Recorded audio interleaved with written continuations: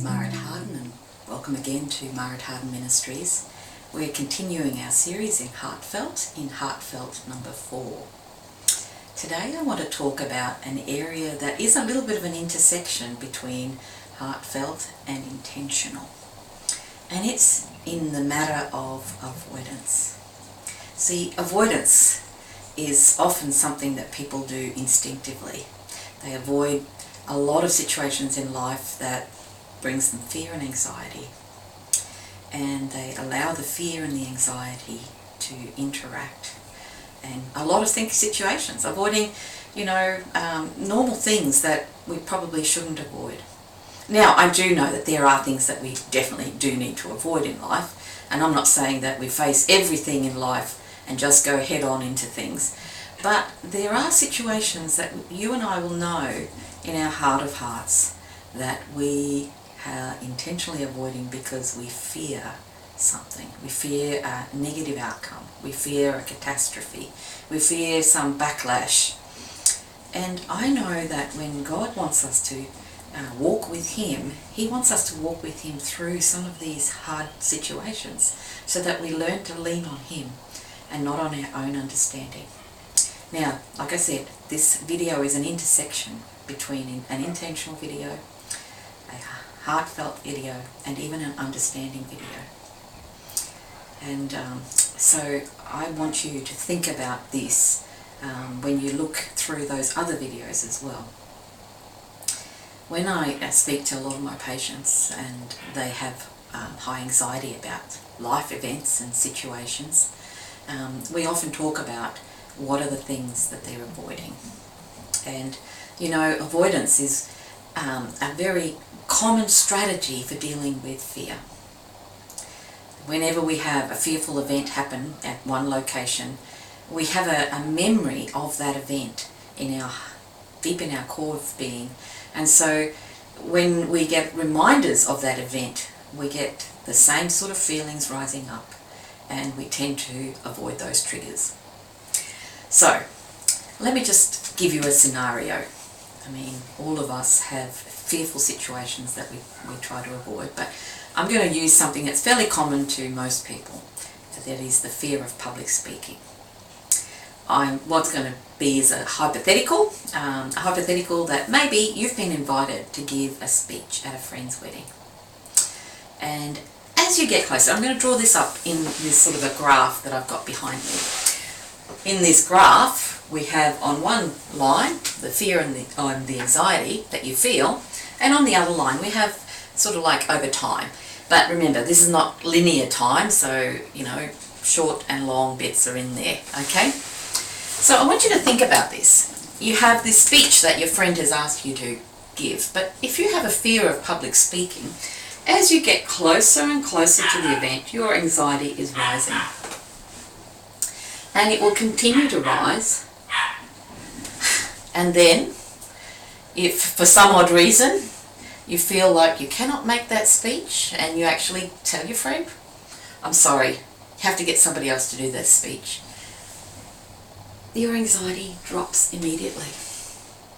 We've avoided that fearful event of making a fool of myself or having embarrassment happen in front of other people. And yes, our anxiety is now low because we avoided the thing that we were fearful of. But this doesn't solve the problem, because there will be other life situations that come up. And if we use this as a strategy over and over again, every time that we have elevation of our anxiety coming closer and closer to an event, and every time that we decide not to go to that event and we get a drop in our anxiety, we're training our body to use avoidance as our strategy for dealing with our fearful situations in life. And over time, this is what it looks like. We have multiple events that build up to anxiety with a drop of the anxiety when we avoid. So each of these places here is where we avoid at our peak of anxiety. And each of these places we get to a drop of our anxiety. But if you'll notice this graph, over time we have our anxiety building. Our peak anxiety is building. but not only our peak anxiety, but we also have our baseline anxiety building. I want to give you a story about this because I have had many years ago a lovely story of a gentleman who realised that he was avoiding, and that was his main strategy. And he was a very intelligent person.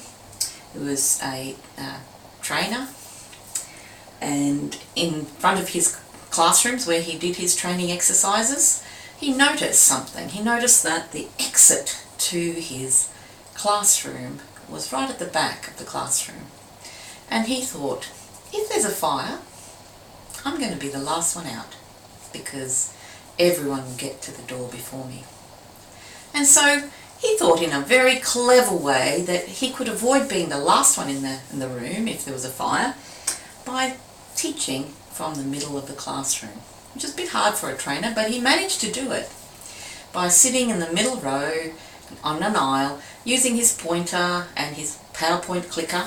So he didn't get to demonstrate much, but he was there in the middle of his classroom. And this wasn't the end of it, because one day his wife said, "Oh, we're going to the movies." And when they got there, he said to her, "We have to sit on the end of a row and near the exit." Just for the same reason. Just in case there's a problem and we all have to evacuate, I want to be the first one out of the room. I don't want to be the one who's at the end of getting out of this room.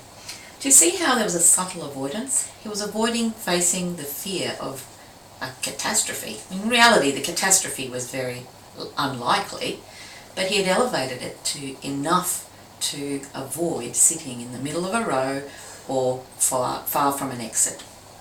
And he did this at other events too, live events. He made sure that his tickets to the opera were tickets that were right near an exit. And then one day his daughter said to him, "Oh, I've bought tickets for us to fly on holidays." And he suddenly realised that he would have difficulty getting into the plane because suddenly he wasn't going to be able to ameliorate for that possibility of being out first. And he thought, "I'm just not going to be able to get on that plane." And so he came to see me, and we decided that he needed to face some of those fears. And this is what he did. So once I showed him this avoidance graph and how his baseline anxiety was going up and his peak anxiety was going up by all of these subtle avoidances that he had in his life, he recognised that he needed to go back and redo and reface those fears in all of those other locations. So it was really interesting because he did that. He went back to work and he went back to teaching from the front of his classroom. And when he did that, so his anxiety would have been high. But one of the things that happens when you face that fear and you stay with it, you end up with a peak that's a bit longer. See, this was a short peak, but this peak is a little bit longer. But then it starts to come down naturally. And the next time he's facing a place where he could do an avoidance, even a subtle avoidance like he had, he did the same thing again. And you find that over time, your peaks go down and your baselines go down. So for this gentleman, he told his wife, "We're going to the movies. You need to get tickets in the middle row." And he did that a number of times. He actually had a situation where he also had to face sitting in a barber's chair. That had also been an anxiety-provoking thing. And so he made himself sit and have his hair cut at the barber's and not flee like he had done previously. He stayed there and waited for his anxiety to drop. He waited in that space, knowing that for a while he would feel very uncomfortable and the anxiety would be rising in him. And we spent some time learning techniques to stay focused on his slowing his breathing, to stay present and keep telling himself that he was safe, and to recognize some of his physical symptoms in his body were just the anxiety rising, and that he could manage that by staying still and reminding himself that he is grounded in this space and this time. And you know, it did work. He did get on that plane he went and had that holiday with his daughter, and he was very grateful. So remember this avoidance graph, because it is something that we do sort of unconsciously. We almost don't think about it. But if you could sit down for a bit and as an exercise, think about those situations that you avoid. Now, you need to consider the possibility that some things are right to avoid, but I'm saying, you don't necessarily put yourself into terribly risky situations just because that's the thing you avoid. I'm talking more about these general life events that we avoid. Often it's things like conflict. So if you've had an argument with someone, you often will avoid seeing that person again.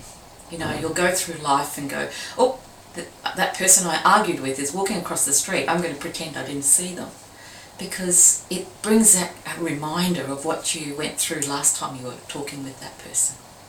And similarly, lots of families have, difficulties from the past, and they avoid raising them. They avoid talking about that big trauma at last Christmas, because the fear that if we talk about it, somehow or other, it will restart the whole process. Now, I agree. I'm not going to say that you have to jump in and speak about everything, but it may be better if we have a process of going, okay, if I have something that is between me and another person that hasn't been dealt with, there's a forgiveness issue, misunderstandings, conflicts and disagreements, this is the space of going, okay, what can I do about it from my end? Because obviously we don't know how another person's going to react, but from my end, what can I do to make sure that I've done the right thing, to clear up misunderstandings, to be able to smooth through those awkward moments where we've had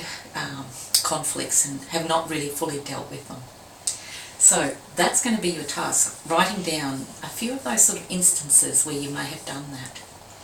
And looking at what would help you stay present in a place where there is high anxiety and not flee from that. Because obviously avoidance is going into that flight mode of running away from something. Okay, well that's it for this Heartfelt 4 video. Remember, it does have an intersection with the intentional videos and even the understanding videos. And we'll see you in the next video. I'm reading from Psalm 42. This is also in the Message translation. Psalm 42 has a beautiful song at the beginning about the deer that thirsts, but I'm reading from verse 4. These are the things I go over and over, emptying out the pockets of my life. I was always at the head of the worshipping crowd, right out in the front, leading them all, eager to arrive and worship, shouting praises, singing thanksgiving, celebrating, all of us, God's feast. Why are you down in the dumps, dear soul? Why are you crying the blues? Fix my eyes on God. Soon I'll be praising again. He puts a smile on my face. He's my God. When my soul is in the dumps, I rehearse everything I know of you, from Jordan depths to Hermon heights, including Mount Miser. Chaos calls to chaos, to the tune of whitewater rapids. Your breaking surf, your thundering breakers, crash and crush me. Then God promises to love me all day, sing songs all through the night. My life is God's prayer. Sometimes I ask God, my rock-solid God, why did you let me down? Why am I walking around in tears, harassed by enemies? They're out for the kill, these tormentors with their obscenities, taunting day after day. Where is your God, this God of yours? Why are you down in the dumps, dear soul? Why are you crying the blues? Fix my eyes on God. Soon I'll be praising again.